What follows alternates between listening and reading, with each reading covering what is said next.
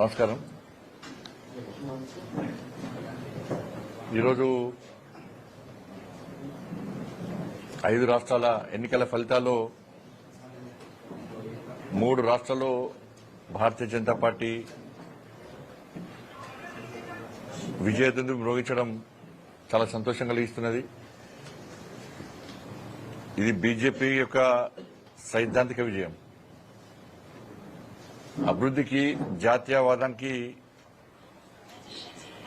ఈ 3 రాష్ట్రాల ప్రజలు ఇలా పట్టం కట్టారు. నరేంద్ర మోడీ నాయకత్వం పట్ల ప్రజలకు ఉన్నటువంటి విశ్వాసం ఈ ఎన్నికల ఫలితాల ద్వారా బహిర్గతమైంది. డబుల్ ఇంజన్ సర్కార్ ద్వారా మాత్రమే అభివృద్ది సాధ్యం. ఈ దేశాన్ని అభివృద్ది బాటలో నడిపిస్తున్నటువంటి నరేంద్ర మోడీ ప్రభుత్వం ఢిల్లీలో ఉంది కాబట్టి మా రాష్ట్రాలు కూడా అభివృద్ది చెందాలంటే భారతీయ జనతా పార్టీ ప్రభుత్వాన్ని కూడా మా రాష్ట్రాల్లో ఏర్పరచుకోవాలని చెప్పి ఒక దృఢ నిశ్చయంతో, ఒక దృఢ సంకల్పంతో ఆయా రాష్ట్రాల ప్రజలు భారతీయ జనతా పార్టీకి ఓటేయడం, 3 రాష్ట్రాల్లో ఇలా భారతీయ జనతా పార్టీ విజయం సాధించడం నిజంగా ఈ సందర్భంగా మా ప్రియతమ నేత నరేంద్ర మోడీ గారికి, మా హోంశాఖ మంత్రులు అమిత్ షా గారికి, మా జాతీయ అధ్యక్షులు నితిన్ నబీన్ గారికి ఈ త్రిమూర్తుల విజయం. ఈ త్రిమూర్తులకు ముఖ్యంగా కష్టపడి పనిచేసినటువంటి కార్యకర్తలకు, నాయకులకు, నరేంద్ర మోడీ గారి యొక్క నాయకత్వాన్ని నమ్మి విశ్వసించి ఓటేసినటువంటి ఆయా రాష్ట్రాల ఓటర్ మహాశయులందరూ కూడా తెలంగాణ ప్రజల పక్షాన, తెలంగాణ రాష్ట్ర భారతీయ జనతా పార్టీ పక్షాన అందరూ కూడా హృదయపూర్వక కృతజ్ఞతలు తెలియజేస్తున్నాం. ఈ 3 రాష్ట్రాల యొక్క విజయం ఈ దేశంలో భారతీయ జనతా పార్టీ కార్యకర్తలకు ఒక నూతన ఉత్సాహాన్ని ఇచ్చింది, ఒక స్ఫూర్తినిచ్చింది, ఒక ఉత్తేజాన్ని, ఉత్సాహాన్నిచ్చింది.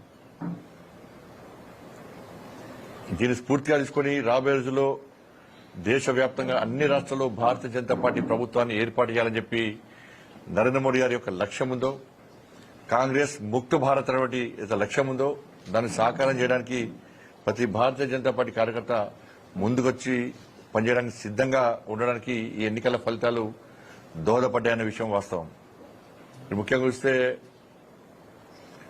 అస్సాంలో ఇలా ఆత్మగౌరవం, ఇలా భారతీయ జనతా పార్టీ ఆత్మగౌరవం ఇవాళ నిలిచింది. వాళ్ళు 100కు పైగా సీట్లలో భారతీయ జనతా పార్టీ ఇవాళ ఎన్నికల్లో గెలిచి ఈశాన్య రాష్ట్రాల అభివృద్ది కోసం నరేంద్ర మోడీ ప్రభుత్వం చేస్తున్న కృషికి నిలువెత్తు నిదర్శనమే అస్సాంలో భారతీయ జనతా పార్టీ విజయం. ఇలా హేమంత్ బిశ్వశర్మ వారి కుటుంబం మీద గాని, వారి మీద గాని అనేక తప్పుడు ఆరోపణలు చేసి ఓటర్ల దృష్టిని ఆకర్షించే ప్రయత్నం, ఓటర్ల దృష్టిని మళ్లించే ప్రయత్నం కాంగ్రెస్ పార్టీ చేసినప్పుడు కూడా ఇలా కాంగ్రెస్ పార్టీ అడ్రస్ లేకుండా పోయింది. 100కు పైగా స్థానాల్లో ఇవాళ భారతీయ జనతా పార్టీ ఇవాళ అస్సాంలో విజయం సాధించి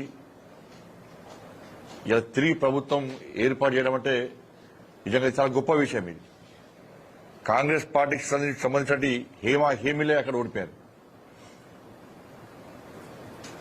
100కు పైగా స్థానాల్లో భారతీయ జనతా పార్టీ వాళ్ళ గెలవబోతుంది. వాళ్ళ పుదుచ్చేరి సంబంధించి పుదుచ్చేరి 30 సీట్లలో 21 సీట్లో ఇప్పటికే ఎన్డీఏ గెలిచి ఇలా విజయ పరంపర దిశగా కొనసాగుతున్నది. పుదుచ్చేరిలో అక్కడ కూడా ఇలా రెండోసారి అధికారంలోకి రాబోతున్నది. అక్కడ అభివృద్ధి లక్ష్యంగా ఇలా భారతీయ జనతా పార్టీని, నరేంద్ర మోడీ ప్రభుత్వాన్ని ఏర్పాటు చేయాలని చెప్పి మన ప్రజలు భావించి ఇలా ఎన్డీఏకు పట్టకట్టడం జరిగింది.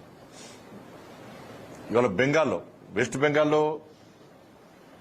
200 సీట్లు ఇప్పటికే 294 సీట్లకు ఇప్పటికే 200 సీట్లకు పైగా భారతీయ జనతా పార్టీ ఆధిక్యంలో ఉంది. అక్కడ బంగ్లాదేశ్ చొరబడ్డిదారుల యొక్క ఓటు బ్యాంక్ తోని, రోహింగ్యాల ఓటు బ్యాంక్ తోని, ఒక వర్గం ప్రజల ఓటు బ్యాంక్ తోని గెలవాలనుకుని అరాచకాలు సృష్టించి, విధ్వంసం సృష్టించి సాక్షాత్తు హోంమంత్రి గారినే గుండా అన్నారు. కాషాయపు జెండాలు పట్టుకొని తిరిగితే దాడులు చేశారు. భారతీయ జనతా పార్టీ కార్యకర్తల ఆస్తులను ధ్వంసం చేశారు. అనేక మంది కార్యకర్తలను బలి తీసుకున్నారు. కార్యకర్తల కుటుంబాల మీద దాడి చేశారు.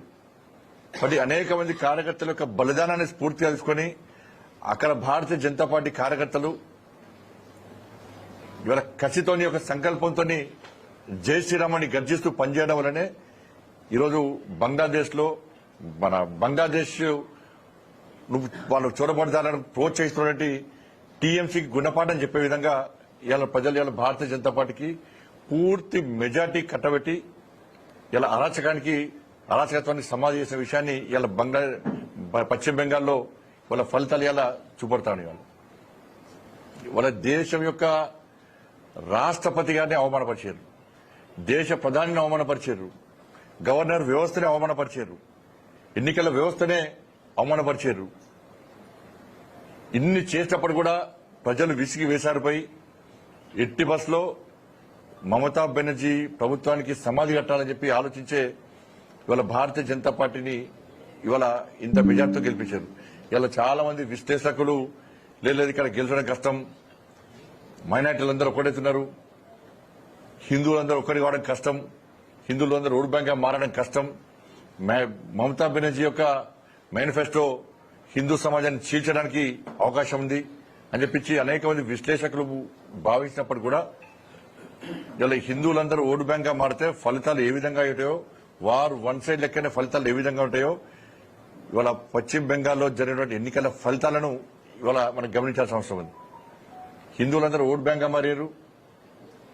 ఇవాళ వెస్ట్ బెంగాల్లో జై బంగ్లా జై శ్రీరామ్ అనే నినాదాలతో ఇవాళ కార్యకర్తలందరూ పెద్ద ఎత్తున ప్రదర్శన చేస్తూ ఉంటారు. ఇవాళ ఒక పండుగ వాతావరణం, అరాచక ప్రభుత్వం యొక్క శకం ముగిసింది, విధ్వంసకారుల యొక్క శకం ముగిసింది. ఇప్పుడు మాకు కావాల్సింది అభివృద్ధి